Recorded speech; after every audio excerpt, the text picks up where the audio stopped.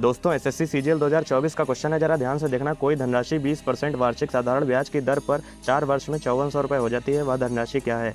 हमें जो है 20% वार्षिक दर दी हुई है और 4 वर्ष समय दिया हुआ है। बोला है कि जो धनराशि है वो 5400 रुपये हो जाती है, यानी अमाउंट जो है 5400 रुपये हो जाता है और हमसे प्रिंसिपल पूछा हुआ है। ठीक है, तो सबसे पहले हम लोग टोटल ब्याज परसेंट निकालेंगे। टोटल ब्याज परसेंट कैसे निकाली जाती है, समय और दर की गुणा करके। समय कितना दिया है 4 वर्ष, दर कितनी दी है 20%, तो टोटल ब्याज परसेंट कितना आ जाएगा 80%।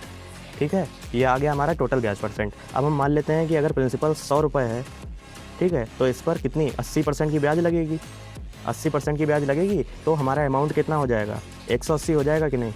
ठीक है, और हमको अमाउंट कितनी दे रखी है 5400 रुपये दे रखा है, तो जो ये 180 है, इस 180 यूनिट की वैल्यू कितनी हो जाएगी 5400 रुपये हो जाएगी। इस बात को मानते हो। ठीक है, एक जीरो से एक जीरो कट जाएगा, 1 यूनिट की वैल्यू निकाल लो आप।